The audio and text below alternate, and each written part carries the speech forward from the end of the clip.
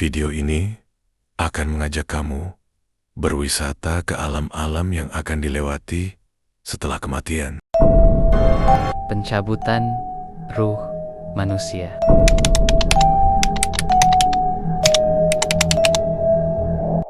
Satu. Proses pencabutan nyawa manusia.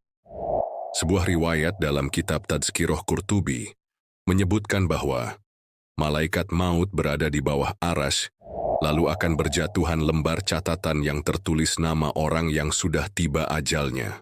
Maka taulah Azrail siapa saja yang sudah tiba giliran dicabut nyawanya. Lalu malaikat maut itu memiliki malaikat yang membantunya.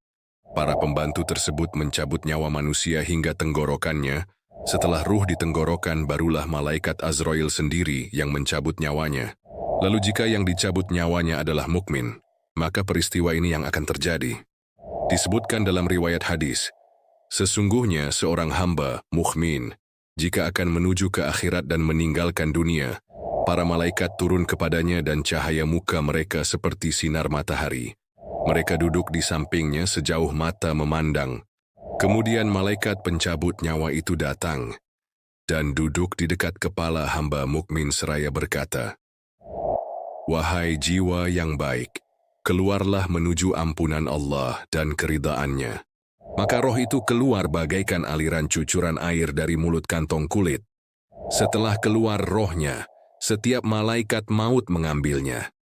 Jika telah diambil, para malaikat lainnya tidak membiarkan di tangan malaikat maut sejenak saja. Bergegas mereka ambil dan diletakkan di kafan. Dari jenazah itu tercium semerbak aroma misik kasturi, paling wangi yang ada di bumi. Lalu para malaikat membawa roh itu naik. Mereka melewati sekumpulan malaikat. Sekumpulan malaikat itu berucap, "Betapa harumnya roh ini." Para malaikat pembawa roh itu berujar, "Ini adalah Fulan bin Fulan." Mereka menyebutnya dengan nama terbaik seperti biasa manusia menyebut namanya di dunia, hingga mereka tiba di langit dunia. Mereka meminta agar langit itu dibuka. Maka langit itu dibukakan baginya. Roh hamba mukmin diantarkan dari satu langit ke langit berikutnya. Lalu Allah Subhanahu wa Ta'ala kemudian berfirman, "Tulislah kitab hambaku di Illiyin dan kembalikan ia ke dunia. Sesungguhnya aku menciptakan mereka dari tanah, di dalam tanah pula. Aku akan mengembalikan mereka, dan dari tanah pula, aku akan mengeluarkan mereka." Maka roh mukmin itu dikembalikan ke jasadnya. Lalu dua malaikat yakni Mungkar dan Nakir datang dan mendudukkan jenazahnya. Dua malaikat itu menanyai mukmin tersebut, dan ia pun bisa menjawab seluruh pertanyaannya. Kemudian Allah menyeru, "Hambaku benar, maka hamparkanlah surga baginya, dan bukakan salah satu pintu surga untuknya." Maka hamba itu didatangkan dengan aroma rohnya yang harum semerbak. Makamnya dilapangkan sejauh mata memandang, dan ia didatangi seorang laki-laki berwajah menawan, pakaiannya indah dan baunya harum. Lelaki itu berkata, "Bergembiralah karena sesuatu yang membuatmu gembira. Ini adalah hari yang dijanjikan kepadamu." Hamba itu bertanya, "Siapakah engkau? Sungguh wajahmu membawa kebaikan." Laki-laki itu menjawab, "Aku adalah amal salehmu. Demi Allah, aku tidak mengetahuimu kecuali dulu engkau bergegas menaati Allah. Namun, lamban dalam melakukan kemaksiatan. Semoga Allah membalas kebaikanmu." Saking nikmat-nikmatnya si hamba di alam kubur, sampai-sampai ia memohon kepada Allah agar segera didirikan kiamat. Tujuannya agar dirinya segera menerima nikmat yang lebih besar di negeri yang sangat indah, yakni surga Allah Subhanahu wa Ta'ala, sebagaimana yang telah dijanjikannya. Disampaikan kepadanya, "Tenanglah, segala sesuatu juga ada waktunya. Ketika waktu itu datang, maka apa yang ditetapkan Allah akan terjadi, maka akan terjadi." Proses dicabutnya nyawa orang kafir. Adapun hamba yang kafir saat ia meninggalkan dunia dan menuju ke akhirat, para malaikat turun dari langit dengan wajah yang menghitam sambil membawa tenun yang kasar. Mereka duduk sejauh mata memandang. Lalu malaikat pencabut nyawa datang dan duduk di dekat kepalanya seraya berkata, "Hai jiwa yang kotor, keluarlah pada kemurkaan Allah Subhanahu wa Ta'ala dan kemarahannya. Rohnya berpencar-pencar di jasadnya. Lalu malaikat maut mencabut rohnya itu, sebagaimana mencabut besi berduri dari kain wol yang basah. Jika malaikat pencabut nyawa sudah mengambil rohnya, maka para malaikat lain tidak membiarkan roh itu ada di tangannya. Malaikat pencabut nyawa. Sekejap mata pun hingga mereka meletakkannya di atas kain yang mengeluarkan bau busuk seperti bau bangkai yang ada di muka bumi. Kemudian mereka membawanya naik. Mereka melewati sekumpulan malaikat hingga para malaikat itu pun bertanya, "Roh hamba kafir, siapakah yang berbau busuk ini?" Para malaikat yang membawa roh menjawab, "Ia adalah Fulan bin Fulan," dengan sebutan nama yang paling buruk sebagaimana namanya dipanggil di dunia. Mereka tiba di langit dunia. Namun langit itu tidak dibukakan ketika diminta untuk dibukakan baginya. Kemudian Rasulullah SAW membaca ayat 40 surat Al-A'raf. Tidak akan dibukakan pintu-pintu langit bagi mereka, dan mereka tidak akan masuk surga sebelum unta masuk ke dalam lubang jarum. QS Al-A'raf 40. Rasulullah SAW melanjutkan, Allah Subhanahu wa Ta'ala berfirman, "Tulislah kitabnya di dalam penjara di bumi yang bawah." Kemudian rohnya, hamba kafir, dilemparkan dengan sekali lemparan. Lalu beliau membaca ayat 31 surat Al-Hajj. Siapa yang mempersekutukan Allah Subhanahu wa Ta'ala, maka seakan-akan ia jatuh dari langit, lalu disambar oleh burung, atau diterbangkan angin ke tempat yang jauh. Rasulullah SAW kembali melanjutkan, setelah itu, rohnya dikembalikan ke jasadnya. Dua malaikat mendatanginya seraya berkata, "Siapkah Rabbmu?" Ia, hamba kafir menjawab, "Hah, aku tidak tahu." Malaikat itu bertanya lagi, "Siapakah orang yang diutus di tengah kalian?" Ia menjawab, Aku tidak tahu." Lantas ada penyeru yang menyeru dari langit, "Hambaku ini telah berdusta. Maka bentangkanlah neraka baginya, dan bukakanlah pintu baginya yang menuju ke neraka." Maka didatangkan kepadanya hawa panas dan racun neraka. Makamnya disempitkan, hingga tulang-tulangnya terlepas. Lalu ia didatangi lelaki berwajah menyeramkan, buruk pakaiannya, dan mengeluarkan aroma busuk sambil berujar, "Terimalah kabar yang menyedihkanmu. Inilah hari yang dijanjikan kepadamu." Gambaran sakitnya, sakaratul maut. Beratnya kematian juga tergambar dari perbincangan singkat antara Sayyidina Umar ibn al-Khattab dengan Ka'b. Pria yang tengah menjabat sebagai khalifah kedua itu bertanya, "Wahai Ka'b, sampaikanlah kepadaku tentang maut." Ia menjawab, "Wahai Amirul Mukminin, maut itu bagaikan sebuah pohon yang banyak durinya dimasukkan ke dalam perut Ibnu Adam. Setiap duri memegang satu urat darinya, kemudian ditarik sekaligus oleh seorang laki-laki yang sangat kuat. Maka terputuslah semua urat yang menyangkut pada duri.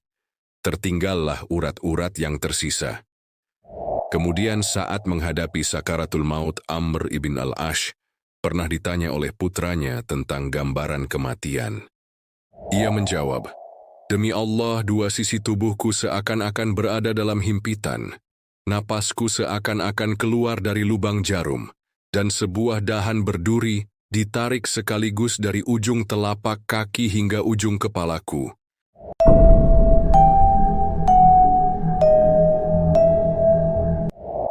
Kali ini kita akan berwisata ke alam barzakh dan peristiwa-peristiwa di dalamnya.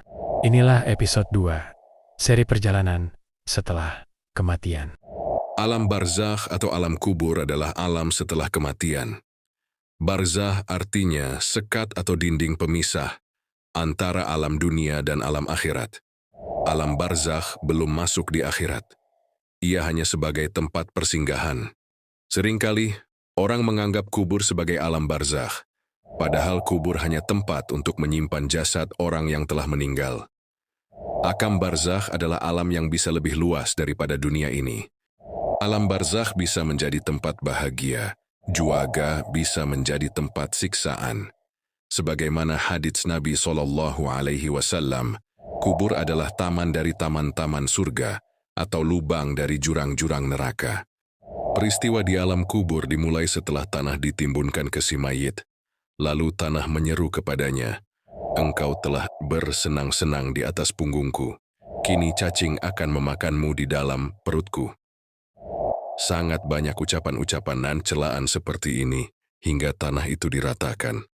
Kemudian malaikat yang disebut Ruman memanggilnya dan menyuruh hamba itu menulis amal-amalnya.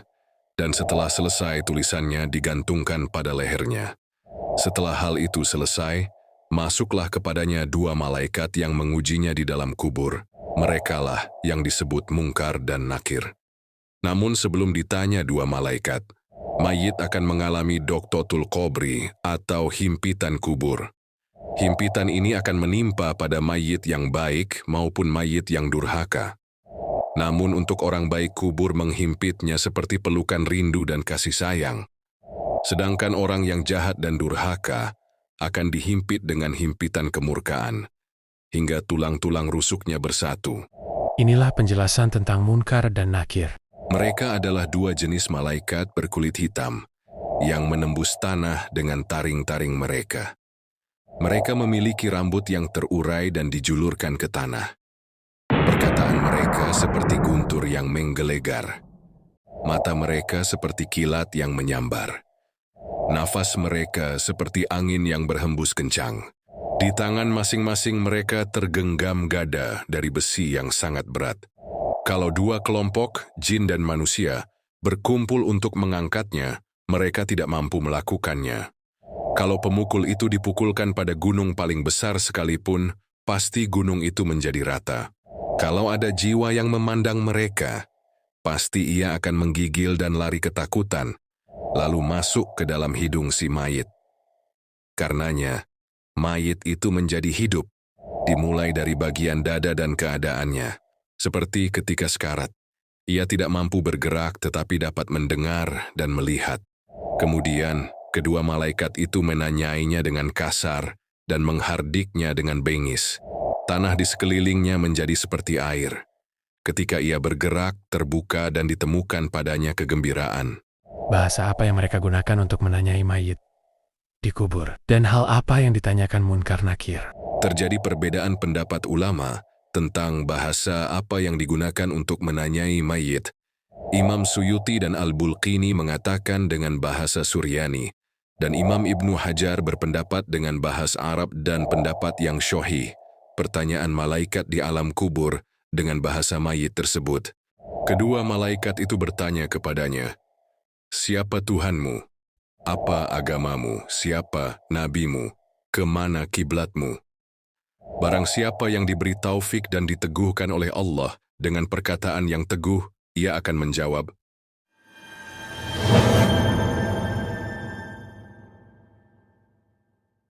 "Allah adalah Tuhanku, Muhammad adalah nabiku, dan Islam adalah agamaku." Hal ini tidak dapat dikatakan, kecuali oleh para ulama yang saleh. Dan orang yang bisa menjawab akan dijadikan kuburan itu seperti kubah yang besar, dan dibukakan baginya pintu ke surga dari sebelah kanan. Setelah itu mereka membentangkan untuknya sutra dan wangi surga. Dihembuskan kepadanya semilir dan harum surga. Didatangkan kepadanya amalannya dalam rupa orang yang paling dicintai, bersikap ramah dan berbicara kepadanya, serta memenuhi kuburannya dengan cahaya. Ia senantiasa berada di dalam kesenangan dan kegembiraan, selama dunia ini ada hingga ditegakkan kiamat. Tidak ada sesuatu yang ia sukai selain tinggal di situ. Jika si mayit tidak bisa menjawab sama sekali, maka Munkar dan Nakir memukulnya dengan gada besi, sehingga orang itu berteriak. Teriakannya terdengar hingga ke lapisan bumi ketujuh. Kemudian, tanah di dalam kuburannya digoncangkan. Selanjutnya, kedua malaikat itu memukulnya lagi hingga 7 kali. Dalam kitab Tuhfatul Murid dijelaskan setiap orang akan berbeda cara dalam hal ditanya oleh dua malaikat. Ada yang ditanya oleh 2 malaikat sekaligus sebagai siksaan. Ada juga yang hanya ditanya oleh 1 malaikat saja sebagai keringanan. Dan mukmin akan ditanya selama 7 hari, sedangkan si kafir akan ditanya selama 40 hari. Di episode 3 ini, kita akan berwisata di peristiwa kiamat atau hari akhir. Seluruh ahli kubur dari zaman Nabi Adam hingga manusia terakhir sedang menunggu di barzah. Mereka menunggu dengan kondisi berbeda-beda. Pertama, ada yang duduk di atas tumitnya hingga berair matanya, bengkak badannya, dan tubuhnya kembali menjadi tanah. Setelah itu, ia terus-menerus berkeliling di kerajaan malakut di bawah langit dunia. Kedua, ada yang diberi rasa kantuk oleh Allah. Karenanya, ia tidak mengetahui apa yang dilakukannya hingga tersadar ketika tiupan sangkakala pertama. Kemudian, ia meninggal. Ketiga, ada yang tidak dapat bangun dari kuburnya, kecuali selama 2 atau 3 bulan saja. Kemudian, jiwanya dinaikkan pada seekor burung yang menerbangkannya ke surga. Ada hadis sahih yang meriwayatkan bahwa Rasulullah SAW bersabda, jiwa orang mukmin yang terbang bergantung pada pohon surga. Keempat, keadaan yang dikhususkan bagi para nabi dan para wali. Mereka diberi pilihan. Di antara mereka ada yang mengelilingi bumi hingga ditegakkan kiamat. Kebanyakan mereka terlihat pada malam hari. Di antara mereka ada yang memilih langit ke-7, seperti Ibrahim alaihi salam.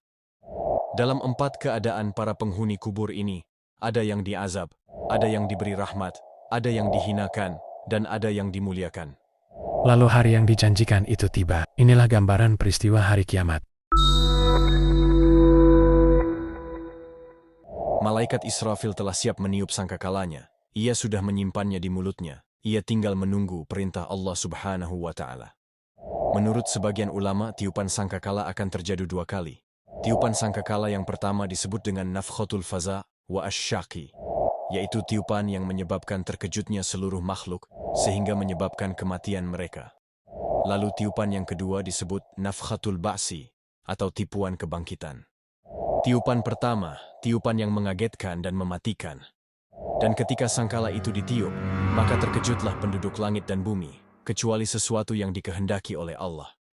Perempuan-perempuan yang hamil sama melahirkan kandungannya, anak-anak muda menjadi beruban. Para setan menjadi sama bingung. Kemudian bintang-bintang itu telah meruntuhi para setan, dan matahari telah digerhanakan. Langit dipecah-pecah dari atas para makhluk. Dan manusia ketika terjadi peristiwa itu, dalam keadaan lupa. Israfil berkata, hai ruh-ruh yang telanjang, keluarlah dengan perintah Allah Ta'ala. Lalu binasalah roh itu, akhirnya matilah seluruh penduduk langit dan bumi kecuali makhluk yang dikehendaki oleh Allah. Ada yang mengatakan, mereka itu adalah para syuhada, maka sesungguhnya mereka, para syuhada itu hidup di dekat Tuhan mereka. Maka tetaplah dunia, dengan tanpa manusia, tanpa ada jin, tanpa ada setan, dan tanpa ada binatang liar. Kemudian Allah Ta'ala berfirman, hai malaikat maut, sesungguhnya aku menjadikan kamu menurut hitungannya para makhluk yang pertama sampai para makhluk yang terakhir, sebagai pembantu. Dan aku menjadikanmu memiliki kekuatannya penduduk langit dan bumi. Sesungguhnya, aku memakaikan kamu pada hari ini dengan pakaian kemurkaan. Maka turunlah dengan membawa kemurkaanku dan cemetiku kepada iblis laknatullahi alaihi. Berilah rasa kematian pada iblis. Bawalah pahitnya rasa mati dari makhluk yang dulu sampai makhluk yang terakhir kepada iblis. Dari jin dan manusia dengan dilipat gandakan. Dan hendaklah yang menyertaimu itu dari malaikat Zabaniyah sebanyak 70.000. Setiap seorang malaikat membawa rantai dari beberapa rantainya neraka Lado. Kemudian Israel memanggil-manggil malaikat agar membukakan seluruh pintu neraka. Maka turunlah malaikat maut dengan membukakan pintu neraka. Turunnya malaikat maut itu dengan bentuk yang sebenarnya. Jikalau penduduk langit dan bumi yang ke-7 ini melihat kepadanya, pasti mereka semua akan mati. Karena bentuknya yang menakutkan. Lalu datanglah Israel kepada iblis, kemudian memegangi iblis dengan pegangan yang kuat. Maka tiba-tiba iblis itu binasa. Dan iblis itu mempunyai suara, rintihan yang mengerikan. Kalau sekiranya penduduk langit dan bumi mendengar suara, rintihannya, iblis pasti binasa dan mati yang disebabkan dari suara itu. Lalu malaikat maut, Israel, berkata, "Hai makhluk yang kotor, pasti akan aku rasakan kepadamu sakitnya kematian pada hari ini. Berapa dari umur yang kamu dapat, dan berapa golongan yang kamu sesatkan?" Kemudian iblis ini berlari ke arah timur, maka tiba-tiba malaikat sudah ada di dekatnya. Terus-menerus malaikat datang, di mana iblis berlari itu. Kemudian iblis berdiri di tengah-tengah dunia di dekat kuburnya Nabi Adam alaihi salam. Seraya berkata, Hai anak Adam, sebab kamu aku menjadi makhluk yang diranjam dan dilaknati serta ditolak. maka ia berkata lagi, Hai malaikat maut, dengan gelas mana kamu memberi minuman aku? Dan dengan siksa apa kamu mencabut ruhku? Maka malaikat Israel berkata, dengan gelas minumannya neraka Lado dan neraka Sair. Dan iblis itu jatuh bangun di atas tanah, sehingga ketika sampai di suatu tempat, di mana iblis waktu itu diturunkan, dilaknati di tempat itu juga. Kemudian Zabaniyah benar-benar menikam kepada iblis dengan beberapa tombak. Zabaniyah mengambil iblis, lalu menikamnya lagi dengan tumbak, maka pada akhirnya iblis itu tetap dalam keadaan naza' dan sakaratul maut. Sesuatu yang dikehendaki oleh Allah Ta'ala. Malaikat maut diperintah supaya merusak lautan, sebagaimana firman Allah Ta'ala, setiap sesuatu binasa, kecuali Allah. Maka datanglah malaikat maut ke lautan, seraya berkata, benar-benar telah selesai masamu, berkatalah lautan, izinkanlah aku sehingga aku menangisi atas diriku. Laut berkata, di manakah ombakku, di manakah keindahanku? Dan benar-benar telah datang perintah Allah Ta'ala. Maka kepada lautan malaikat maut berteriak dengan satu teriakan. Dengan teriakan itu, langsung air lautan tidak ada. Kemudian datanglah malaikat maut ke gunung, seraya berkata kepada gunung itu, benar-benar telah habis masamu. Maka gunung itu berkata, izinkanlah kepadaku, sehingga aku menangisi atas diriku. Dan ia berkata, di manakah tangga naikku? Dan di manakah kekuatanku? Benar-benar telah datang perintah Allah Ta'ala. Maka kepada gunung itu malaikat maut berteriak dengan sekali teriakan, hancurlah gunung tersebut. Kemudian malaikat maut datang ke bumi, seraya berkata, telah habis masamu. Maka bumi berkata, izinkanlah aku sehingga aku menangis atas diriku. Bumi berkata, di manakah kerajaanku? Dan di manakah pepohonanku, sungai-sungaiku, dan beraneka macam tumbuh-tumbuhanku? Lalu kepada bumi malaikat maut berteriak dengan sekali teriakan. Maka menjadi rontok pagar-pagarnya bumi, serta menjadi dalam mata air bumi. Kemudian, malaikat maut naik ke langit dan berteriak, maka menjadi gerhana matahari dan bulan, serta bintang-bintang berjatuhan.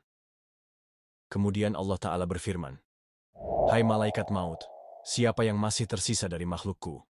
Malaikat maut berkata, ya Tuhanku, Engkaulah zat yang hidup dan tidak akan mati. Yang masih tersisa adalah Jibril, Mikail, Israfil, dan malaikat yang membawa arash, dan aku adalah hambamu yang dhaif. Maka Allah Ta'ala berfirman, hai malaikat maut, apakah kamu tidak mendengar firmanku? Setiap yang bernyawa akan merasakan mati. Lalu malaikat maut menjadi mati. Di dalam keterangan hadits yang lain, kemudian Allah Ta'ala memerintahkan kepada malaikat maut untuk mencabut ruhnya sendiri. Maka datanglah malaikat maut ke tempat yang ada antara surga dan neraka. Lalu ia menjadikan pandangannya ke langit untuk mencabut ruhnya sendiri. Selanjutnya ia berteriak dengan sekali teriakan, kalau ada seluruh makhluk itu masih hidup, pasti mereka akan binasa akibat sebab teriakannya malaikat maut. Kemudian malaikat maut berkata, jikalau aku mengetahui bahwa lepasnya ruh sangat sakit, pasti aku akan mencabut ruh orang mukmin dengan lebih kasihan. Kemudian malaikat maut mati, akhirnya tidak tersisa satupun makhluk. Di dalam hadits yang lain, Allah Ta'ala berfirman, pergilah dan matilah di antara surga dan neraka. Malaikat maut itu lalu mati di tempat itu. Akhirnya tidak ada sesuatu pun selain Allah, maka tetaplah dunia ini dalam keadaan rusak, sesuatu yang dikehendaki oleh Allah. Setelah semua makhluk mati, mereka akan dibangkitkan kembali. Inilah penjelasan hari kebangkitan. Kemudian Allah Subhanahu wa Ta'ala membuka salah satu khazanah Arsy.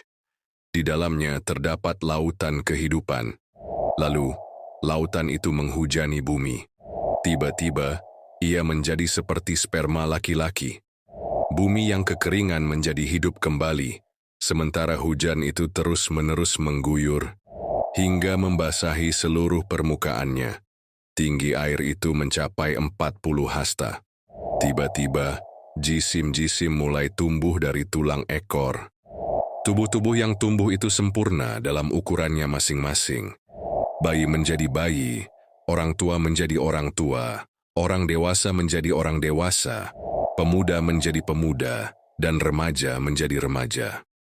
Allah Subhanahu wa Ta'ala memerintahkan agar angin berhembus di bawah arsy, yang di dalamnya terdapat api yang lembut. Hal itu tersingkap dari bumi. Bumi tetap datar tanpa ada gunung, bukit, dan lembah di atasnya. Gunung-gunung kembali menjadi kerikil. Kemudian Allah Ta'ala berfirman, "Hai Israfil, bangunlah dan tiuplah dalam sangkala dengan tiupan yang membangkitkan." Maka malaikat Israfil meniup, seraya memanggil, Hai ruh-ruh yang keluar dan tulang-tulang yang sudah hancur, jasad-jasad yang busuk, otot-otot yang terputus, kulit-kulit yang terkoyak, dan rambut-rambut yang rontok. Bangkitlah kalian semua untuk menghadapi keputusan hukum. Maka bangkitlah mereka semua dengan perintah Allah Ta'ala. Sebagaimana firman Allah Ta'ala, kemudian ditiup sangkakala itu sekali lagi. Maka tiba-tiba mereka berdiri menunggu putusannya masing-masing. Mereka sama menunggu dengan melihat ke langit, yang benar-benar telah berjalan, dan melihat ke bumi benar-benar telah diganti, dan kepada unta-unta bunting telah ditinggalkan, dan kepada binatang-binatang liar telah dikumpulkan, dan kepada lautan telah dijadikan meluap, dan kepada ruh-ruh telah dipertemukan, dan kepada malaikat Zabaniyah telah didatangkan, dan kepada surga telah didekatkan, maka tiap-tiap jiwa akan mengetahui apa yang telah dikerjakan. Dan Allah Ta'ala berfirman, mereka berkata, "Aduhai celakalah kami. Siapakah yang membangkitkan kami dari tempat tidur kami?" Orang-orang mukmin menjawab, "Inilah yang dijanjikan Tuhan yang Maha Pemurah, dan benarlah Rasul-Rasulnya." Lalu orang-orang kafir dikeluarkan dari kuburnya dalam keadaan tanpa alas kaki dan telanjang bulat. Ketika dibangkitkan manusia dalam rupa atau bentuk yang berbeda-beda. Dalam suatu hadis, Rasulullah Shallallahu Alaihi Wasallam pernah menjelaskan bahwa umatnya dikumpulkan menjadi 12 kelompok. Pertama, mereka dikumpulkan dalam bentuk kera. Mereka ini adalah orang-orang yang suka memfitnah manusia, sebagaimana firman Allah Ta'ala. Dan fitnah itu lebih besar bahayanya daripada pembunuhan. Kedua, mereka dikumpulkan dalam bentuk babi. Mereka ini adalah orang-orang yang ahli makan barang haram. Sebagaimana firman Allah Ta'ala, mereka itu adalah orang-orang yang suka mendengar berita bohong, banyak memakan yang haram. Ketiga, mereka dikumpulkan dalam keadaan buta dan bingung, dan mereka dipegangi digantungi oleh manusia lain. Mereka ini adalah orang-orang yang melewati batas di dalam hukum, sebagaimana firman Allah Ta'ala. Sesungguhnya Allah menyuruh kamu menyampaikan amanat kepada yang berhak menerimanya, dan menyuruh kamu apabila menetapkan hukum di antara manusia, supaya kamu menetapkan dengan adil. Sesungguhnya Allah memberi pengajaran yang sebaik-baiknya kepadamu. Sesungguhnya Allah adalah Maha mendengar lagi Maha melihat. Keempat, mereka dikumpulkan dalam keadaan tuli dan bisu. Mereka itu adalah orang-orang yang menyombongkan diri dengan amal perbuatannya. Sebagaimana firman Allah Ta'ala, sesungguhnya Allah Ta'ala tidak menyukai orang-orang yang sombong dengan membangga-banggakan dirinya. Kelima, mereka dikumpulkan dengan keadaan mulutnya mengalir nanah, dan mereka sama menanam lidahnya. Mereka itu adalah para ulama yang menyimpang dalam perkataan mereka dengan perbuatannya, sebagaimana firman Allah Ta'ala. Mengapa kamu suruh orang lain mengerjakan kebaikan, sedang kamu melupakan diri kewajibanmu sendiri, padahal kamu membaca Alkitab Taurat? Maka tidaklah kamu berpikir. Keenam, mereka dikumpulkan di mana pada tubuhnya terdapat banyak luka dari api neraka. Mereka itu adalah orang-orang yang menjadi saksi dengan dusta, Ketujuh, mereka dikumpulkan dengan keadaan telapak kakinya berada di dahi mereka, dengan diikatkan pada jambul kepalanya.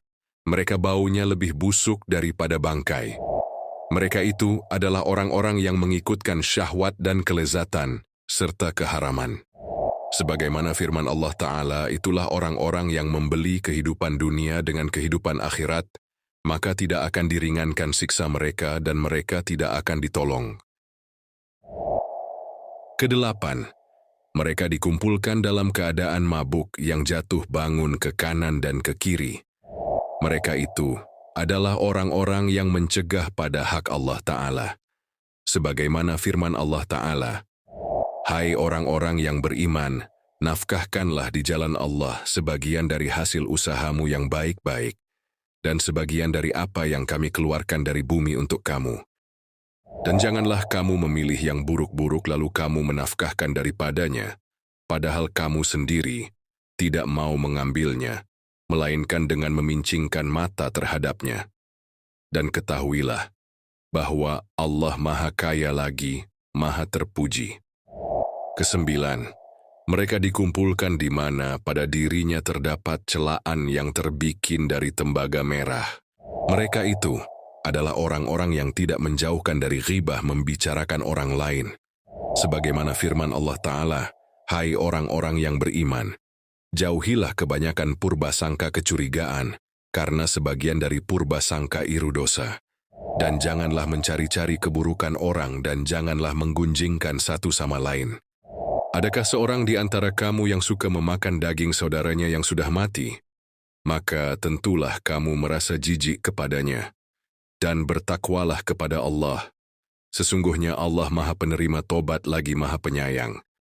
Kesepuluh, mereka dikumpulkan dengan keadaan lisannya keluar dari tengkuk belakang kepala. Mereka itu adalah orang-orang yang suka mengadu domba. Kesebelas, mereka dikumpulkan dalam keadaan mabuk.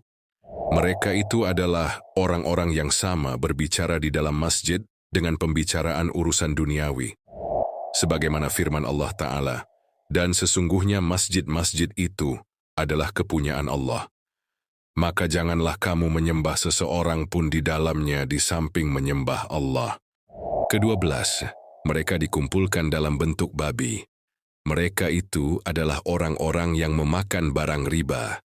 Sebagaimana firman Allah Ta'ala, "Hai orang-orang yang beriman, janganlah kamu memakan riba dengan berlipat ganda, dan bertakwalah kamu kepada Allah, supaya kamu mendapat keberuntungan." Getir dan merananya di padang mahsyar. Inilah yang akan kita alami di sana. Barang siapa yang ketika itu memiliki amalan yang baik, amalannya berubah menjadi kendaraan. Ada yang menjadi unta, bighal, biri-biri. Perbedaan itu tergantung ukuran amal kebaikannya. Bagi masing-masing mereka dijadikan cahaya yang terpancar di hadapannya dan juga dari sebelah kanannya. Sementara itu, di sebelah kirinya tidak ada cahaya, melainkan kegelapan pekat yang tidak ada seorang pun dapat melihat. Disitulah orang-orang kafir dan orang-orang yang ragu. Mayit pun dikumpulkan dengan keteraniayaannya. Ketika itu makhluk-makhluk bercampur. Sebagiannya berbaur dengan sebagian yang lain, sehingga kaki tidak dapat digerakkan karena sangat berdesak-desakan. Manusia tenggelam dalam lautan keringat dalam keadaan yang berbeda-beda. Ada yang keringatnya sampai telinga, ada yang sampai dada, ada yang sampai kerongkongan, ada yang sampai bahu, dan ada yang sampai lutut. Di antara mereka ada yang berkeringat sedikit seperti yang duduk di kamar mandi. Ada juga yang terkena basah seperti orang kehausan ketika minum air. Ahli Al-Rai adalah para pemilik Al-Kursi, dan ahli Al-Ka'bain adalah kaum yang mati tenggelam. Para malaikat menyeru mereka, "Tidak ada kekhawatiran terhadapmu dan tidak pula kamu bersedih hati." Ketiga kelompok ini, yaitu ahli Al-Rai, ahli Al-Rasih, dan ahli Al-Ka'bain, adalah orang-orang yang berwajah putih, sementara yang lain adalah orang-orang yang berwajah hitam. Bagaimana tidak ada kegelisahan, keringat, dan keterjagaan Sementara matahari sangat dekat pada kepala mereka, sehingga kalau seseorang menjulurkan tangannya, panasnya bertambah 70 kali. Di mahsyar mereka berada dalam berbagai keadaan. Raja-raja penghuni dunia adalah seperti semut kecil, sebagaimana diriwayatkan di dalam hadis tentang sifat orang yang sombong. Bukan tubuh mereka yang menyerupai semut kecil, melainkan kaki orang-orang menginjak mereka, sehingga mereka menjadi seperti semut kecil di dalam kehinaan dan kerendahan mereka. Ketika mereka dalam keadaan seperti itu, tiba-tiba mereka diselubungi cahaya yang lebih terang daripada cahaya matahari yang pernah mereka rasakan panasnya. Sebagian mereka mendesak sebagian yang lain selama 1000 tahun. Namun Allah Subhanahu wa Ta'ala tidak mengajak bicara kepada mereka sepatah kata pun. Karenanya, ketika itu orang-orang pergi ke Adam alaihissalam. Menurut sebagian riwayat bahwa orang-orang ini adalah para ulama di dunia. Mereka berkata, "Wahai Adam, wahai Bapak manusia, perkara ini sangat berat bagi kami. Engkau adalah orang yang Allah ciptakan dengan tangannya. Disujudkan kepadamu para malaikatnya, dan ditiupkan kepadamu ruhnya. Mintakanlah syafaat untuk kami di dalam putusan qada." Adam menjawab, "Aku telah dikeluarkan dari surga sebab keluputanku. Aku malu untuk berbicara kepada Allah mengenai hal ini. Pergilah kalian kepada Nuh alaihissalam, karena ia adalah orang pertama yang menjadi rasul." Mereka diam selama 1000 tahun dan bermusyawarah tentang apa yang terjadi pada mereka. Kemudian, mereka pergi kepada Nuh. Mereka berkata, "Engkau adalah rasul pertama." Lalu mereka menyebutkan seperti apa yang disampaikan kepada Nabi Adam. Mereka meminta darinya syafaat di dalam putusan qada. Nuh menjawab, "Saya pernah berdoa dan karena doa itu penghuni bumi tenggelam. Sungguh saya merasa malu kepada Allah Subhanahu wa Ta'ala untuk memohonkan hal itu kepadanya. Karenanya, pergilah kalian kepada Ibrahim, kekasih Allah. Dialah yang dulu menamai kalian sebagai Muslim. Barangkali ia mau memberi syafaat kepada kalian." Kemudian mereka bermusyawarah tentang apa yang terjadi pada mereka selama 1000 tahun. Lalu mereka mendatangi Ibrahim alaihissalam dan berkata, "Wahai Ibrahim, wahai bapa kaum Muslim, engkaulah yang dijadikan Allah sebagai kekasih. Karenanya, mintakanlah syafaat kepada Allah untuk kami. Mudah-mudahan Allah memberikan putusan terhadap apa yang terjadi di antara makhluknya." Ibrahim menjawab, "Saya telah berdusta terhadap Islam 3 kali. Dengannya saya mendebat agama Allah. Saya merasa malu kepada Allah untuk meminta syafaat kepadanya di dalam keadaan seperti ini. Karenanya, pergilah kalian kepada Musa alaihissalam. Ia telah Allah jadikan sebagai lawan bicara dan mendekatkannya sebagai orang yang dibisiki. Mudah-mudahan ia bisa memintakan syafaat untuk kalian." Mereka pun mengadakan musyawarah tentang apa yang terjadi pada mereka selama 1000 tahun. Kemudian, mereka mendatangi Musa AS dan berkata, "Wahai anak Imran, engkaulah yang Allah jadikan sebagai lawan bicara dan mendekatkanmu sebagai orang yang dibisiki, serta diturunkan kepadamu Taurat. Karenanya, mintakanlah syafaat untuk kami di dalam putusan qada." Keadaan ini telah lama berlangsung, sangat berdesak-desakan dan kaki bertumpuk. Orang-orang kafir dan Muslim mengeluh karena lamanya keadaan ini. Musa menjawab, "Saya telah memohon kepada Allah Subhanahu wa Ta'ala untuk menghukum keluarga Fir'aun selama beberapa tahun, dan agar dia menjadikan mereka sebagai pelajaran bagi kaum yang lain. Karenanya, saya merasa malu kepada Allah Subhanahu wa Ta'ala untuk meminta syafaat kepadanya. Karenanya, pergilah kalian kepada Isa alaihissalam, karena ia adalah Rasul yang paling benar keyakinannya, paling banyak makrifatnya kepada Allah, paling keras kezuhudannya, dan paling unggul kebijaksanaannya. Mudah-mudahan ia dapat memintakan syafaat untuk kalian." Mereka bermusyawarah tentang apa yang terjadi pada mereka selama 1000 tahun. Keadaannya menjadi semakin keras, dan tempat berdiri semakin sempit. Mereka bertanya, hingga kapan kita mendatangi rasul demi rasul dan orang mulia demi orang mulia? Kemudian mereka mendatangi Isa alaihissalam dan berkata, Engkau adalah ruh dan kalimat Allah.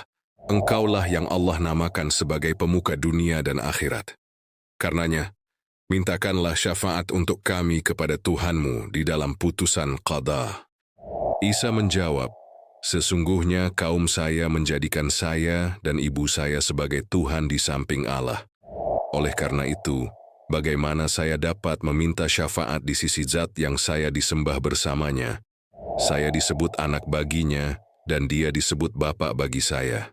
Selanjutnya, Isa berkata, Pergilah kalian kepada penghulu para rasul dan penutup para nabi, saudara bangsa Arab, karena ia menjelaskan dakwahnya sebagai syafaat bagi umatnya, padahal kaumnya banyak menyakitinya. Mereka melukai dahinya dan memecahkan giginya. Ia paling baik kebanggaannya dan paling besar kemuliaannya. Ia berkata sebagaimana yang Yusuf alaihissalam katakan kepada saudaranya, Pada hari ini tidak ada cercaan terhadap kamu. Mudah-mudahan Allah mengampunimu dan Dia adalah Maha Penyayang di antara para penyayang. Isa mulai menyebutkan keutamaan-keutamaan Muhammad SAW yang belum pernah terdengar oleh telinga mereka, sehingga memenuhi jiwa mereka dengan keinginan kembali kepadanya.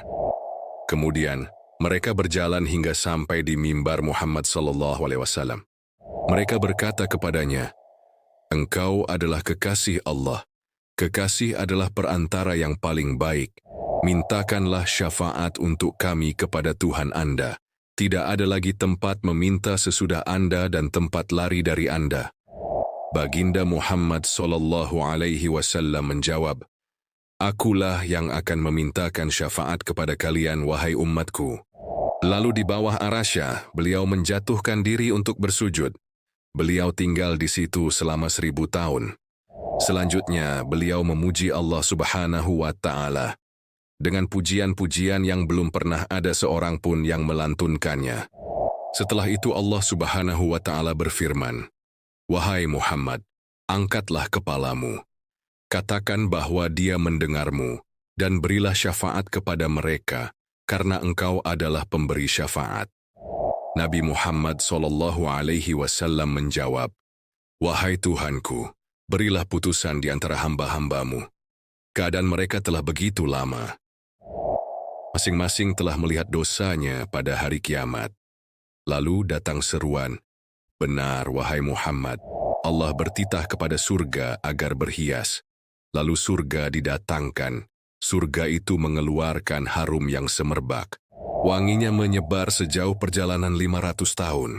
Karenanya, hati menjadi sejuk dan jiwa hidup kembali, kecuali orang yang memiliki amalan-amalan yang jelek. Mereka tercegah dari mencium bau surga. Kemudian surga itu diletakkan di sebelah kanan arsy. Selanjutnya, Allah memerintahkan agar didatangkan neraka.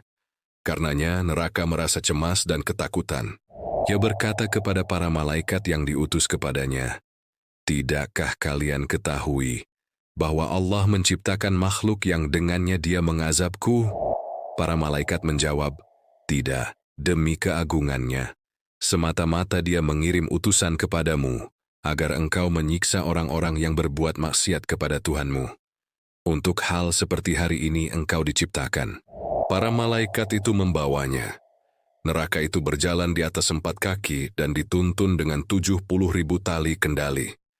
Setiap tali kendali merupakan 70.000 lingkaran. Kalau seluruh besi dunia digabungkan, tidak akan menandingi satupun dari lingkarannya. Pada setiap lingkaran, terdapat 70.000 malaikat Zabaniyah. Zabaniyah, kalau satu malaikat Zabaniyah diperintahkan untuk meratakan gunung, tentu ia dapat meratakannya.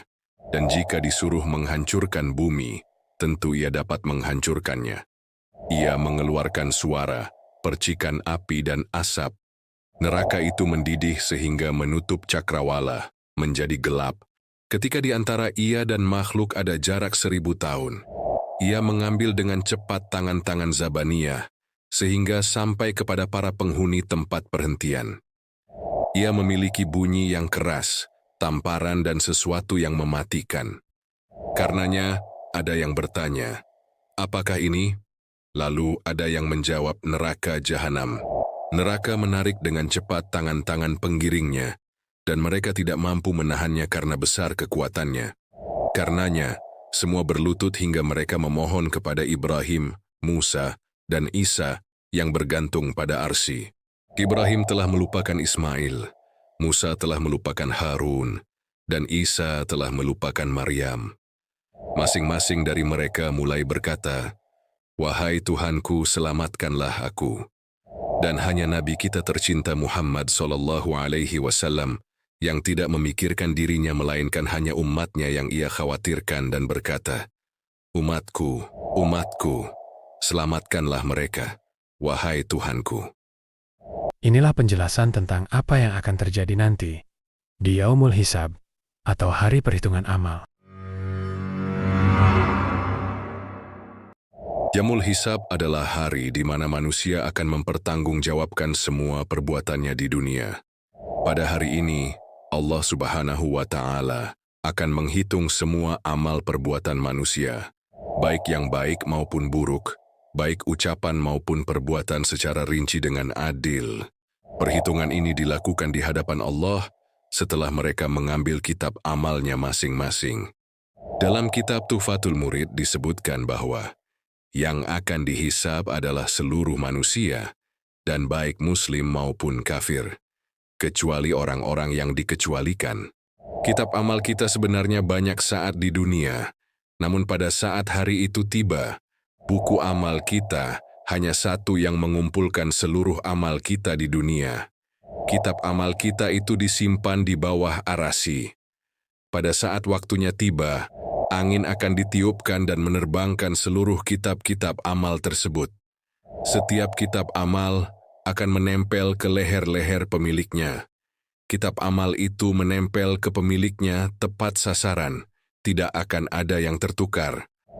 Lalu datanglah malaikat yang akan mengambil kitab-kitab itu dan menyeru pemiliknya. Malaikat akan memberikannya pada si pemilik. Orang-orang mukmin yang taat akan diserahkan kitab amalnya dari depan dan diambil dengan tangan kanannya. Sedangkan orang-orang kafir akan diserahkan buku amalnya dari belakang. Ia menerima buku tersebut dengan tangan kiri. Lantas bagaimana dengan mukmin yang maksiat? Menurut pendapat ulama yang masyhur, mereka pun akan mengambilnya dengan tangan kanan. Orang yang pertama kali mengambil buku amal dengan tangan kanan adalah Umar bin Khattab radhiyallahu anhu. Dan orang yang pertama mengambil buku amalnya dari sebelah kiri dan menandakan ia akan celaka ialah Al-Aswad bin Abdul Asad. Karena ia adalah orang yang pertama bersegera untuk memerangi Nabi pada perang Badar. Dalam satu riwayat, Al-Aswad memaksakan untuk mengambil kitabnya dengan tangan kanan. Akan tetapi segera ditarik tangan kanannya oleh malaikat hingga terputus. Dan ia akhirnya mengambilnya dengan tangan kirinya dari arah belakang. Manusia kafir ada yang langsung masuk neraka tanpa hisab. Orang mukmin pun ada yang langsung masuk surga tanpa hisab. Dan ada juga golongan yang bersusah payah berlama-lama dalam hisaban. Tata cara penghisaban sendiri para ulama berbeda pendapat. Ada yang mengartikan bahwa kelak nanti manusia akan diberi pengetahuan tentang ukuran pahala kebaikannya dan ukuran siksaan keburukannya. Dan menurut Ibnu Abbas bahwa nanti mereka dihadapkan pada Allah dan membawa buku amalnya yang terdapat catatan kejelekannya juga, kebaikannya. Sedangkan orang kafir ketika dihisab mereka tidak akan mengakui keburukannya. Disebutkan dalam sebuah hadis bahwa seorang dari mereka berdiri di hadapan Allah Subhanahu wa Ta'ala.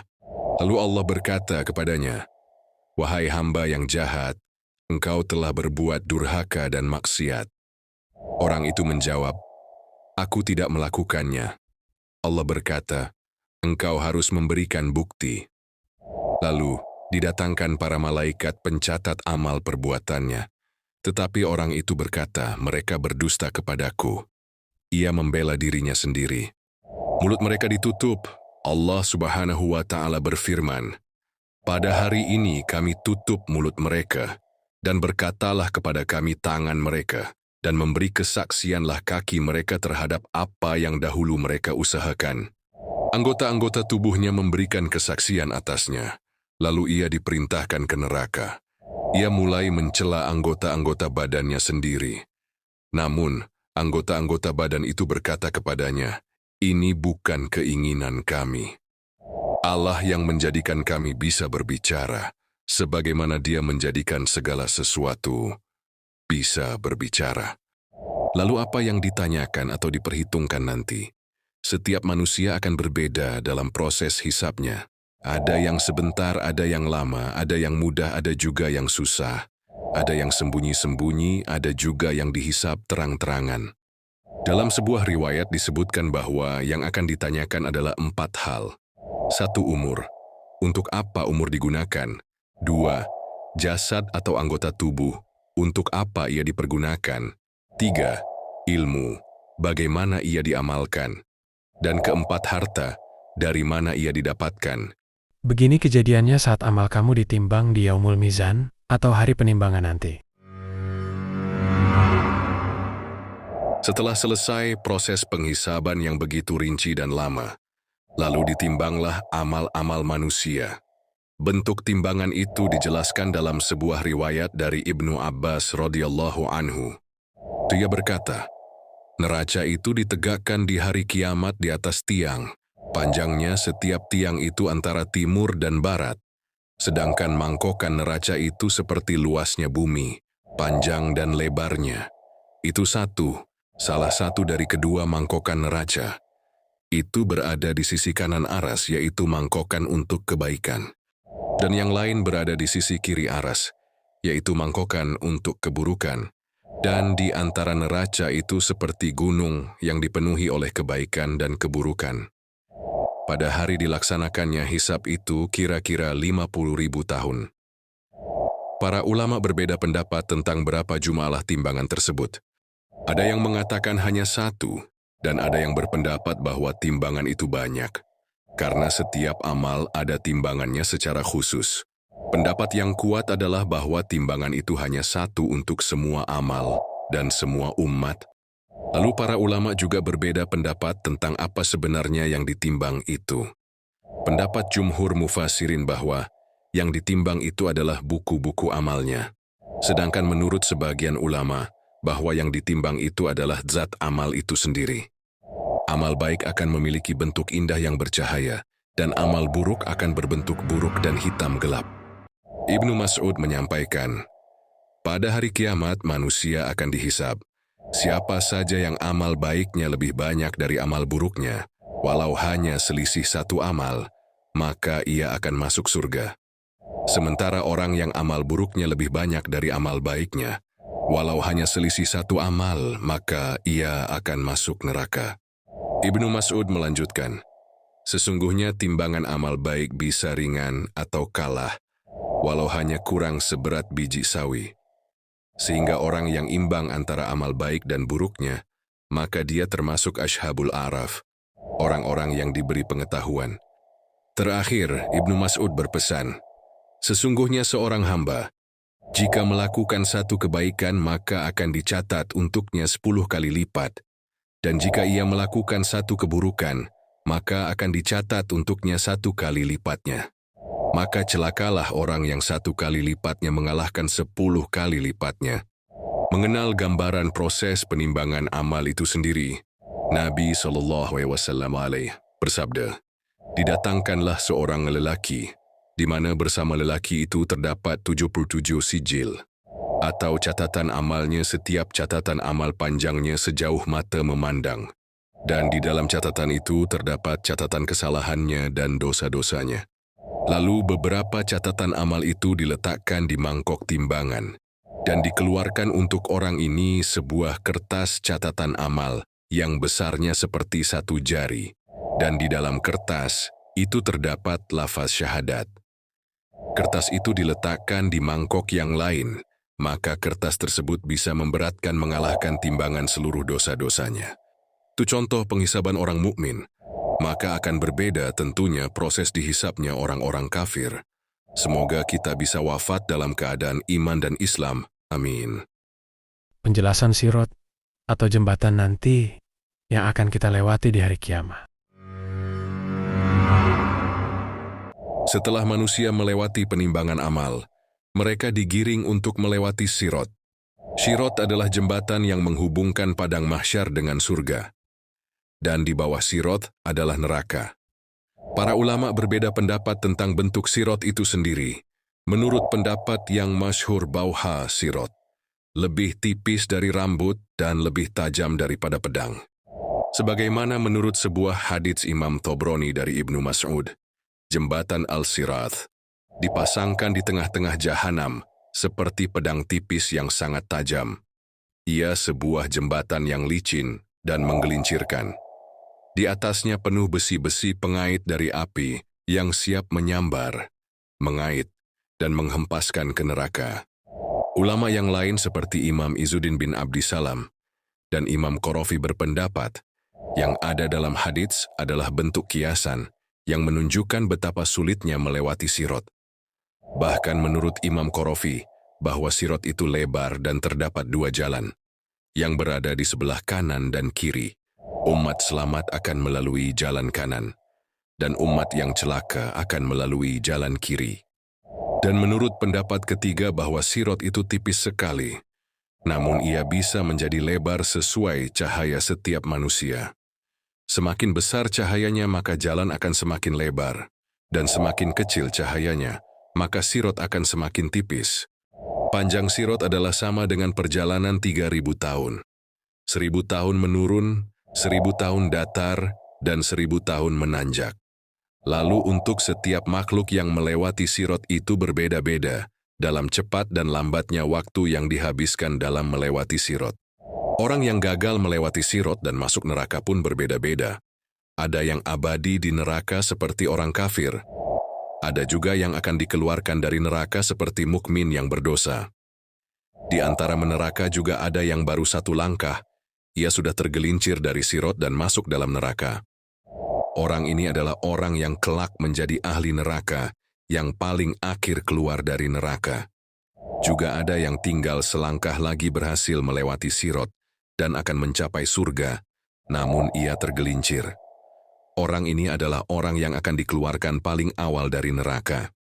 Orang-orang yang selamat dan berhasil melewati sirot pun, kecepatannya berbeda-beda. Seperti yang ada dalam riwayat hadits, di antara mereka ada orang yang melintas secepat petir. Dia berhasil selamat dan tak melekat bergelantung pada jembatan. Ada pula yang melintas secepat angin. Dia berhasil selamat dan tak melekat di atasnya. Lalu ada pula yang melintas secepat kuda. Ada pula yang melintas seperti orang berlari. Ada pula yang melintas seperti orang berjalan cepat. Ada pula yang berjalan seperti orang berjalan normal. Dan manusia yang terakhir melintas adalah seorang laki-laki yang telah hangus terbakar api dan menghadapi kesulitan di atasnya. Kemudian dimasukkan Allah ke dalam surga berkat karunia, kemuliaan, dan rahmatnya. Lalu dalam suatu hadits diterangkan bahwa ada suatu kaum yang datang dan berhenti di atas syirat, seraya berkata, "Siapakah gerangan yang bakal menyelamatkan kita dari api neraka, padahal kita tidak kuasa melewati jembatan ini?" Mereka menangis sejadi-jadinya mengharap pertolongan dengan amat sangat. Semoga kita bisa melanggengkan salat berjamaah di masjid, karena masjid itu bisa menolong kita melewati jembatan syirat nantinya. Lalu muncullah malaikat Jibril dan bertanya kepada mereka, "Apakah yang menghalangi kalian untuk melewati jembatan syirat ini?" "Kami takut dengan api neraka," jawab umat itu. "Apakah ketika di dunia kalian menemui lautan, bagaimana kalian menyeberanginya?" tanya malaikat Jibril. "Kami mengendari perahu," jawab umat itu. Kemudian malaikat Jibril mendatangkan kepada mereka sebuah masjid dalam bentuk perahu, yang mana mereka pernah sholat di dalamnya. Maka duduklah mereka di atas masjid itu, melewati jembatan maut dan dikatakan Jibril kepada mereka, Inilah masjid-masjid yang telah kalian pergunakan untuk salat berjamaah. Subhanallah. Inilah penjelasan dahsyatnya neraka. Setelah manusia melewati Sirat, maka mereka ada yang berhasil masuk surga dan ada yang tergelincir ke neraka. Di video ini akan dijelaskan dulu tentang sifat-sifat neraka. Gambaran pintu-pintu neraka. Berdasarkan hadits Nabi SAW, neraka itu mempunyai 7 pintu, setiap pintu mempunyai bagian yang dibagi untuk kaum laki-laki dan wanita, dan pintu-pintu neraka terbuka ke bawah. Oleh karena itu, sebagian lebih ke bawah daripada sebagian yang lain. Jarak dari satu pintu ke pintu yang lain. Dalam perjalanan 700 tahun, setiap pintu neraka bawah, panasnya lebih panas bila dibandingkan dengan pintu yang sebelumnya, dengan selisih 70 kali lipat. Adapun pintu yang paling bawah, di dalamnya ditempati oleh orang-orang munafik dan orang kafir, serta keluarganya Firaun. Pintu itu namanya Hawiyah. Pintu yang kedua, di dalamnya ditempati oleh orang-orang musyrik, namanya neraka Jahim. Pintu yang ketiga, di dalamnya ditempati oleh orang yang menyembah berhala, namanya neraka Sakor. Pintu yang keempat ditempati oleh iblis dan orang yang mengikutinya, serta orang Majusi, namanya neraka Lado. Pintu yang kelima, di dalamnya ditempati oleh orang Yahudi, namanya neraka Hutomah. Pintu yang keenam, ditempati oleh orang Nasrani, namanya neraka Sair. Dan yang menempati pintu ketujuh yaitu orang yang melakukan dosa besar dari umat Nabi Muhammad SAW yang mati sebelum bertobat. Saking sayangnya Nabi pada kita umatnya, mendengar tentang berita ini, Nabi SAW jatuh pingsan. Ketika beliau bangun dari pingsannya, beliau berkata, "Hai Jibril, besar musibahku dan aku sangat takut apabila umatku dimasukkan ke neraka." Panas neraka dan penghuninya. Dalam riwayat hadits menerangkan bahwa api neraka telah dinyalakan 1000 tahun, hingga warna api neraka itu berwarna hitam. Panasnya 70 kali lipat dari api di dunia ini. Di dalam neraka terdapat ular yang besarnya sebesar leher unta dan kalajengking yang sebesar keledai. Ahli neraka berlarian karena besarnya. Ular tersebut mengambil bibirnya ahli neraka, lalu dikelupas kulit yang ada di antara rambut sampai kukunya. Sifat-sifat malak Zabaniyah atau malaikat penjaga neraka. Mansur bin Umar berkata, "Telah datang keterangan kepadaku, sesungguhnya malaikat yang jaga neraka itu mempunyai tangan dan kaki yang jumlahnya sesuai dengan jumlah ahli neraka. Setiap kaki dan tangannya itu berdiri dan duduk, serta bisa membelenggu dan merantai pada orang yang dikehendaki. Ketika malaikat Malik melihat ke neraka, maka neraka itu memakan sebagian kepada sebagian yang lain, karena dari rasa takutnya kepada malaikat Malik. Dan huruf basmalah itu ada 19 huruf. Demikian juga jumlah kepala malaikat Zabaniyah itu ada 19. Malaikat Zabaniyah kalau mengambil ahli neraka memakai tangannya dan kakinya. Karena sesungguhnya malaikat Zabaniyah itu bisa mengetahui dengan kakinya, sebagaimana ia mengetahui dengan tangannya. Dan salah satu dari para malaikat Zabaniyah itu bisa mengambil 10.000 orang kafir dengan satu tangan, dan 10.000 lagi dengan memakai tangan yang lain, dan 10.000 dengan salah satu kakinya, dan 10 lagi mengambil dengan kaki yang lain lalu melemparkannya ke neraka. Jadi 40.000 orang kafir itu dengan sekali ambil. Karena Zabaniyah memiliki kekuatan dan kemampuan, sedangkan yang mengepalai malaikat Zabaniyah adalah malaikat Malik yang menjaga neraka, dan 18 malaikat yang bentuknya seperti malaikat Malik. Mereka itu mengepalai para malaikat yang lain, yang berada di bawah perintah kekuasaannya setiap malaikat itu. Dan mata para malaikat itu seperti kilat yang menyambar. Gigi mereka putihnya seperti tanduk sapi. Sedangkan bibir para malaikat itu menyentuh telapak kakinya, Api selalu menjilat-jilat keluar dari mulutnya. Dan jarak di antara bahu setiap para malaikat Zabaniyah itu, jauhnya dalam perjalanan setahun. Allah tidak menciptakan di hati para malaikat ini rasa kasihan dan sikap lemah lembut sekecil apapun. Salah satu dari para malaikat ini menyelam di lautan neraka selama kira-kira 70 tahun. Maka tidak akan membahayakan api neraka atas dirinya, karena sesungguhnya cahaya itu bisa mengalahkan api. Kemudian malaikat Malik berkata kepada Zabaniyah, "Lemparkanlah mereka ke dalam neraka." Ketika malaikat Zabaniyah melempar ahli neraka ke neraka, maka semuanya berteriak dengan lafaz, "La ilaha illallah." Akhirnya neraka itu mengembalikan mereka. Lalu malaikat Malik berkata, "Hai api, ambillah mereka." Maka api itu berkata, "Bagaimana aku bisa mengambil mereka padahal mereka mengucapkan, La ilaha illallah." Malaikat Malik berkata agar mengambil mereka itu, berdasarkan perintah Tuhan Aras yang agung. Akhirnya api itu mengambil mereka, maka di antara ahli neraka ada orang yang diambil pada dua lututnya. Di antara mereka ada orang yang diambil pusarnya. Di antara mereka ada orang yang diambil pada lehernya. Ketika api itu sudah mendekati wajah mereka, malaikat Malik berkata, "Jangan engkau bakar wajah mereka. Sesungguhnya mereka adalah orang-orang yang sujud dengan wajahnya kepada Zat yang Maha Penyayang.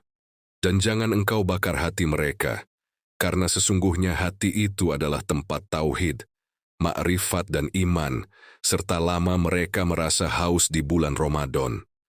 Maka telah mereka tetapkan di dalam hati apa yang dikehendaki oleh Allah Ta'ala." Cara ahli neraka digiring ke dalam neraka. Musuh-musuh Allah itu digiring ke neraka, wajah mereka hitam, mata mereka melotot, mulut mereka dikunci. Maka tatkala mereka telah sampai ke pintu neraka, mereka disambut oleh malaikat Zabaniyah dengan membawa beberapa belenggu dan rantai. Rantai itu diletakkan di mulut orang kafir dan dikeluarkan dari duburnya.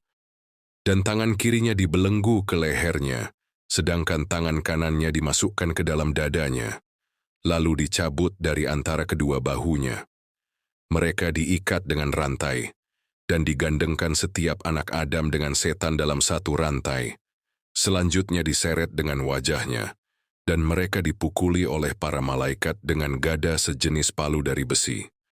Sewaktu orang kafir menghendaki untuk keluar dari neraka, maka para malaikat mengembalikan mereka ke neraka, dan dikatakan kepada mereka, "Rasakanlah siksa neraka ini, yang dulu kamu semua mendustakannya."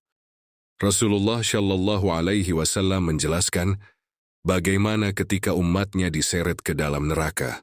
Para malaikat itu menggiring umat Nabi Shallallahu Alaihi Wasallam ke neraka. Dengan keadaan wajah mereka tidak hitam, mata mereka tidak melotot, mulut mereka tidak terkunci, dan mereka tidak digandengkan bersama setan. Mereka tidak dirantai dan dibelenggu. Inilah makanan, minuman, dan pakaian ahli neraka. Nabi Shallallahu Alaihi Wasallam bersabda bahwa ahli neraka itu hitam wajahnya, gelap penglihatannya, hilang akalnya, dan kepala setiap seorang dari mereka itu bentuknya seperti kubah. Badan mereka besarnya seperti gunung, mata mereka melotot, tinggi mereka seperti gunung, dan rambut mereka seperti bulu. Bagi mereka tidak ada kematian, di mana mereka bisa mati, dan tidak hidup, di mana mereka bisa hidup. Setiap seorang dari mereka mempunyai 70 kulit, yang mempunyai 7 lapis dari api neraka. Dan pada perut mereka terdapat ular-ular dari neraka. Mereka bisa mendengarkan suara ular yang ada dalam perutnya, seperti suaranya binatang liar. Selanjutnya, rantai belenggu itu dikalungkan, dan beberapa gada sejenis palu dipikulkan pada tubuh mereka, kemudian mereka diseret pada wajahnya. Makanan dan minuman ahli neraka. Nabi Shallallahu Alaihi Wasallam bersabda bahwa semiskin-miskinnya ahli neraka, yaitu mereka memanggil-manggil malaikat selama 70.000 tahun. Mereka tidak mendapat suatu jawaban apapun, lalu mereka melapor, "Ya Tuhan kami, Sesungguhnya malaikat Malik tidak mau menjawab kepada kami. Maka Allah Ta'ala berfirman, "Hai Malik, jawablah ahli neraka ini." Kemudian malaikat Malik berkata, "Apa yang kamu katakan, hai orang yang mendapat murka Allah, hai ahli neraka?" Kemudian mereka berkata, "Kami minta minuman, dengan minuman air agar kami bisa senang, karena api neraka itu telah memakan daging kami, tulang-tulang kami. Api neraka itu juga telah mengelupas kulit kami, serta telah merobek-robek tulang kami, memotong-motong hati kami." Kemudian para malaikat memberi minum mereka dengan minuman dari air yang mendidih. Jika mereka menerima air itu dengan tangannya, maka jari-jarinya akan menjadi rontok. Dan kalau air itu sudah sampai ke wajahnya, maka matanya akan jatuh meleleh beserta pipinya. Tatkala air itu masuk di perutnya, maka akan terpotong-potong seluruh ususnya dan hatinya. Mengenai makanan penghuni neraka, Rasulullah bersabda, bahwa semiskin-miskinnya ahli neraka adalah ketika mereka meminta pertolongan ingin makanan, lalu didatangkan kepada mereka makanan kayu zakum. Ketika sudah datang makanan kayu zakum itu, mereka langsung memakannya, maka mendidihlah apa yang ada di dalam perut mereka, dan otak mereka, serta gigi geraham mereka. Kemudian keluarlah dari mulut mereka api yang menjilat-jilat, serta jasad mereka rontok di antara telapak kaki mereka. Dan pakaian ahli neraka telah dijelaskan Nabi SAW dalam hadisnya. Nabi SAW bersabda, bahwa semiskin-miskinnya ahli neraka adalah mereka memakai pakaian dari tembaga panas. Ketika pakaian itu diletakkan di badan, maka kulitnya mengelupas.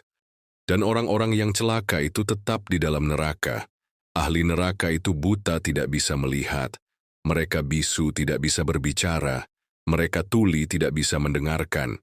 Bahwa setiap orang yang lapar menginginkan makanan, kecuali ahli neraka. Demikian juga setiap orang yang telanjang itu pasti menginginkan pakaian, kecuali ahli neraka.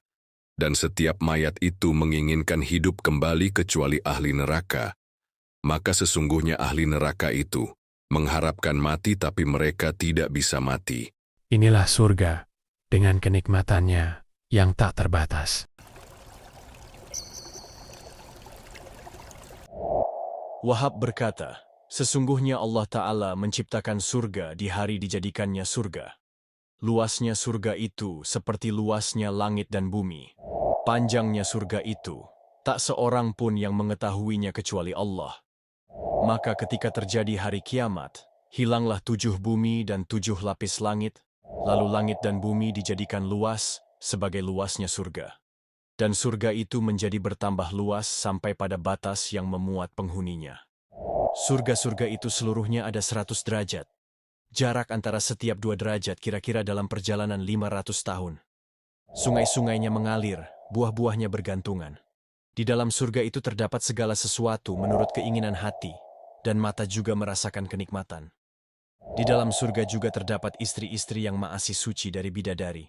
Allah Ta'ala menciptakan bidadari dari nur, seakan-akan mereka itu bagaikan permata yakut dan marjan. Bidadari-bidadari itu sangat sopan, selalu menundukkan pandangannya dari selain suami mereka. Mereka tidak pernah melihat seseorang selain suami mereka. Tidak pernah disentuh oleh manusia sebelum mereka penghuni surga yang menjadi suaminya, dan tiada pula oleh jin. Sewaktu suaminya menyetubuhi dirinya, ia akan tetap menjadi perawan selamanya.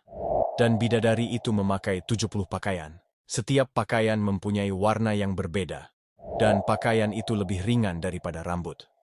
Saking bening tubuhnya bisa dilihat dari luar, dagingnya, sumsum betisnya, tulangnya dan kulitnya, sebagaimana bisa dilihat minuman merah dari kaca yang hijau, dan bisa dilihatnya minuman merah dari kaca yang bening.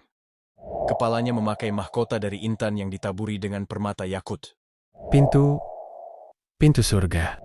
Ibnu Abbas radhiyallahu anhu berkata, surga itu memiliki 8 pintu dari emas yang ditaburi jauhar atau sejenis mutiara, dan ditulis pada pintunya yang pertama, yaitu pintunya para nabi dan rasul, termasuk pintunya para syuhada, serta para dermawan. Pintu yang kedua, yaitu pintunya orang-orang yang rajin salat. dan orang yang memperbaiki wudunya dan menyempurnakan rukun-rukun salatnya. Pintu yang ketiga, yaitu pintunya orang yang memberikan zakat dengan ikhlasnya hati. Pintu yang keempat, yaitu pintunya orang yang memerintahkan kebaikan dan melarang kemungkaran. Pintu yang kelima, yaitu pintunya orang yang memutuskan nafsu dari syahwatnya dan mencegah hawa nafsunya. Pintu yang keenam, yaitu pintunya orang yang haji dan umroh. Pintu yang ketujuh, yaitu pintunya orang yang jihad. Pintu yang kedelapan, yaitu pintunya orang yang bertakwa, orang yang memejamkan matanya dari barang yang haram, dan orang-orang yang melakukan perbuatan baik, di antaranya berbuat baik kepada kedua orang tua, dan mempererat silaturahmi dan selain dari itu. Macam-macam. Surga. Dan surga itu ada 8 macam. Pertama namanya Darul Jalal, yaitu surga yang terbaik dari mutiara putih. Kedua namanya Darul Salam, yaitu surga yang terbuat dari mutiara merah. Ketiga namanya Jannatul Ma'wa, yaitu surga yang terbuat dari zamrud hijau. Keempat namanya Jannatul Khuldi, yaitu surga yang terbuat dari marjan merah, yaitu sejenis mutiara indah. Kelima namanya Jannatul Naim, yaitu surga yang terbuat dari perak putih. Keenam namanya Jannatul Firdaus, yaitu surga yang terbuat dari emas merah. Ketujuh namanya Jannatul Adn, yaitu surga yang terbuat dari intan putih. Kedelapan namanya Darul Qarar, yaitu surga yang terbikin dari emas merah. Dan Darul Qarar adalah surga yang terakhir. Surga Darul Qarar adalah surga yang paling tinggi di atas seluruh surga. Surga ini mempunyai 2 pintu dan 2 daun pintu. 1 daun pintu dari emas, yang 1 daun pintu dari perak. Jarak antara langit setiap daun pintu sebagaimana jaraknya antara langit dan bumi. Adapun bangunan yang ada di dalamnya terbuat dari bata emas dan bata perak, serta tanahnya dari misik, debunya dari anbar, rumputnya dari za'faran, istana-istananya dari mutiara, panggungnya dari yakut, pintunya dari jauhar. Di dalam surga ini terdapat sungai rahmat airnya yang mengalir ke seluruh surga. Kerikilnya dari mutiara yang sangat putih, lebih putih daripada air embun, yang lebih manis dibanding dari madu. Di dalam surga juga terdapat sungai Kautsar, yaitu sungainya Nabi kita Muhammad SAW. Sedangkan pohon-pohonnya dari intan dan yakut. Di dalam surga juga terdapat sungai-sungai, yaitu sungai Kafur, sungai Tasnim, sungai Salsabil, dan sungai Rahikul Makhtum. Dan di belakang sungai-sungai itu, terdapat sungai-sungai yang tidak terhitung jumlahnya.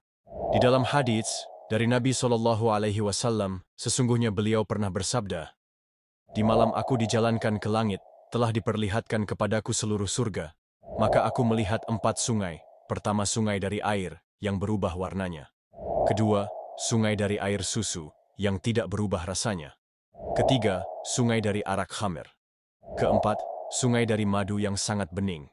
Sebagaimana firman Allah Ta'ala di Quran Surat Muhammad ayat 15. Nabi SAW pada saat Isra Mi'raj tersebut bertanya, "Hai Jibril, di mana datangnya sungai-sungai ini dan kemana perginya sungai ini?" Jibril menjawab, "Jalan mengalirnya sungai ini ke telaga Kautsar, dan aku tidak mengerti dari mana datangnya. Tanyalah kepada Allah Ta'ala agar memberitahukan kepada engkau, atau engkau bisa melihat." Maka Nabi SAW berdoa kepada Tuhannya. Lalu datanglah malaikat, seraya memberi salam kepada Nabi SAW. Dan malaikat itu berkata, "Hai Muhammad, pejamkan kedua matamu." Maka Nabi pun memejamkan matanya. Kemudian malaikat berkata, "Bukalah kedua matamu." Lalu Nabi membuka matanya. Ketika itu telah berada di dekat pohon. Nabi SAW melihat ada sebuah kubah dari intan yang putih.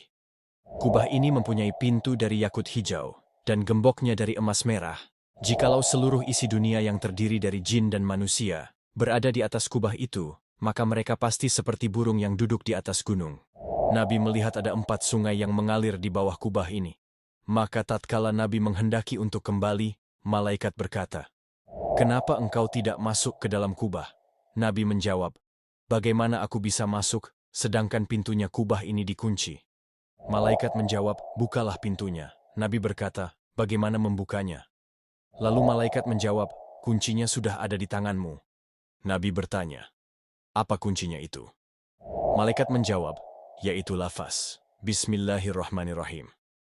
Tatkala Nabi sudah mendekat di pintunya, Nabi membaca, Bismillahirrahmanirrahim, maka terbukalah gemboknya. Lalu aku masuk di dalam kubah. Tampak sungai-sungai itu mengalir dari 4 tiangnya kubah. Tatkala Nabi menghendaki untuk keluar dari kubah, malaikat itu berkata kepada Nabi, apakah engkau ingin melihat dan mengetahui dalamnya? Nabi menjawab, ya. Lalu malaikat berkata, lihatlah lagi. Maka sewaktu Nabi melihat, Nabi mengetahui ada tulisan yang terdapat di atas 4 tiang. Tulisan itu, Bismillahirrahmanirrahim. Aku melihat sungai air keluar dari mimnya lafaz. Bismi. Sungai susu keluar dari haknya lafaz. Allah, sedang sungai khamer, arak, keluar dari mimnya, Ar-Rahman. Sungai madu keluar dari mimnya, Ar-Rahim. Maka aku ridak mengerti bahwa asalnya keempat sungai ini bersumber dari lafaz basmalah.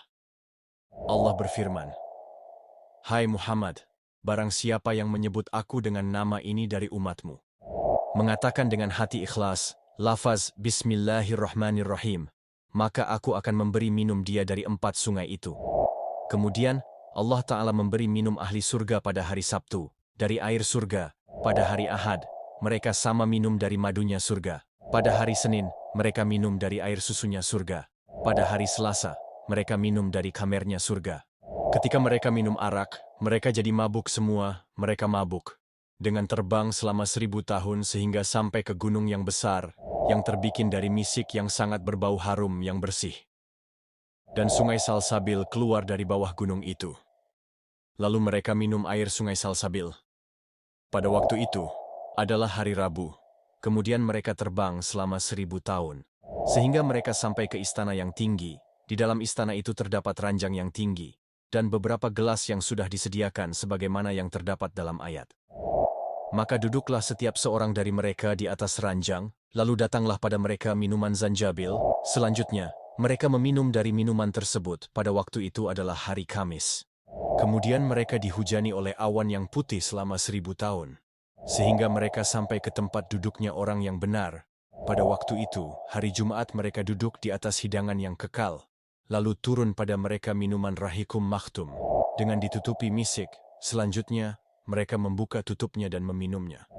Nabi SAW bersabda, mereka itu adalah orang-orang yang melakukan perbuatan syaleh dan menjauhi maksiat. Nantikan kisah selanjutnya tentang kehidupan ahli surga.